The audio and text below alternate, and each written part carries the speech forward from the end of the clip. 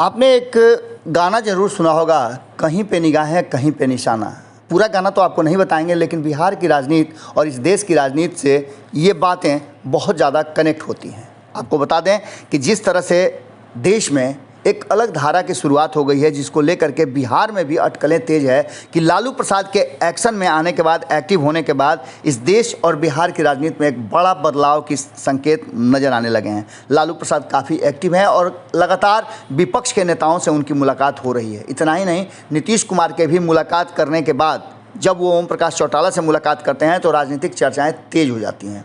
आखिर क्या कुछ होने वाला है, इस पर आपने देखा होगा कि मीडिया ट्रायल से लेकर के राजनीतिक घराने तक ये सारी चर्चाओं का बाजार गर्म है और कहा यह जा रहा है कि लालू प्रसाद जब एक्शन में आ गए हैं तो उनकी रणनीति शुरू से ही जो रही है, उस रणनीति में सत्ता में बैठे जो भी पार्टियां हैं उन पार्टियों पर भारी पड़ती हैं। एक बार फिर से जिस तरह से एक तरफ प्रशांत किशोर विपक्षी पार्टियों को जोड़ने में लगे हुए हैं, वहीं आपको बता दें कि बंगाल चुनाव से पहले जो लालू प्रसाद ने एक्शन लिया था, उस एक्शन का परिणाम भी देखने को मिला कि वहां भारतीय जनता पार्टी पूरी तरह से ध्वस्त हो गई।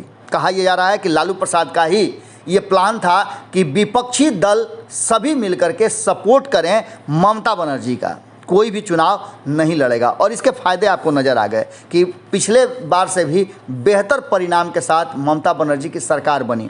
अब उनकी मुलाकात लगातार आपने देखा शरद पवार से हो रही है, मुलायम सिंह यादव से उन्होंने खुद जाकर मुलाकात किया, शरद यादव से वो जाकर खुद मुलाकात करते हैं और इस बीच में चर्चाएं गर्म हो जाती है कि कहीं ना कहीं नीतीश कुमार को भी इस खेमे में लाने की कोशिश हो रही है। लेकिन इस बीच एक बड़ा झटका हो सकता है तो नीतीश कुमार को लग सकता है, क्योंकि आपको बता दें कि लालू प्रसाद से मुलाकात के बाद शरद पवार ने पहले प्रधानमंत्री नरेंद्र मोदी से मुलाकात किया था और अब राष्ट्रवादी कांग्रेस पार्टी एनसीपी के अध्यक्ष शरद पवार मंगलवार को यानी कि कल ही केंद्रीय गृह मंत्री अमित शाह से मिले हैं और इसके कई तरह के सियासी अटकलें लगाई जाने लगी हैं। आखिर क्या होगा? एक तो पहली बात कि कहा यह जा रहा था कि महाराष्ट्र में सत्ता परिवर्तन होगा, लेकिन इसकी दूर दूर तक कोई भी सुगबुगाहट नज़र नहीं आ रही है, क्योंकि अब भारतीय जनता पार्टी के साथ अगर जाती है एनसीपी तो इसके बड़े माने निकाले जा सकते हैं। क्योंकि अगर लालू प्रसाद से मुलाकात के बाद शरद पवार वहां जाते हैं तो इसका मतलब है कि सत्ता परिवर्तन यदि महाराष्ट्र में होता है तो क्या बिहार में भी सत्ता परिवर्तन की एक बड़ी डील लेकर के पहुंचे हैं वो? ये बातें अब चर्चा में शुरू हो गई हैं। और एक तरफ आपको बता दें कि किसी भी तरह के इस तरह की अटकलों को वर्तमान परिस्थिति में बाहर निकलने के बाद उन्होंने खारिज कर दिया है। पवार के साथ महाराष्ट्र के मंत्री भी शामिल थे, जयप्रकाश दांडेकर, और रायगढ़ के एनसीपी सांसद भी वहां साथ में पहुंचे थे। मुलाकात के बाद पवार ने बताया कि हमने चीनी के उत्पादन लागत से भी कम वर्तमान मूल्य को लेकर शाह से बात की है।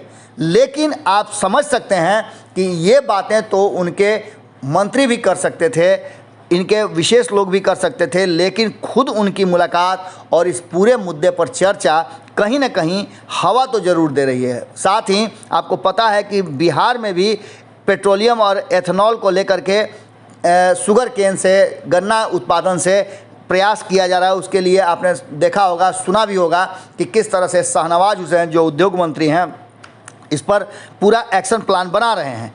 अब इन सारी बातों के बीच लालू प्रसाद से मुलाकात के ठीक बाद जा कर के शरद पवार मिलते हैं तो इसके क्या राजनीतिक माने निकाला जा सकता है? यदि आपके मन में भी कोई विचार है तो आप रख सकते हैं, क्योंकि अगर इस तरह की कोई बातें हैं तो नीतीश कुमार के लिए निश्चित ही मुश्किलें खड़ा होंगी, क्योंकि नीतीश कुमार और भारतीय जनता पार्टी के संबंधों में तल्खियाँ लगातार बढ़ती जा रही हैं। ऐसी स्थिति में अगर सत्ता परिवर्तन की सुगबुगाहट है तो ये सुगबुगाहट लालू प्रसाद और ख़ास करके कहा जाए तो बिहार के लिए कितना ज़्यादा कारगर और अहम होगा। जुड़े रहिए भारत लाइव के साथ, खबरें लगातार जारी है। बहुत बहुत धन्यवाद। अगर ये वीडियो पसंद आई और वह बिहार के राजनीति और बिहारियत से सरोकार रखेनी तो सब्सक्राइब बटन दबा के चैनल के सब्सक्राइब कर ली। ओजे एगो घंटी बा, ओकरा बटन दबा देला से कुल सटीक और मारक खबर रुआ मुफ्त में मिल जाई।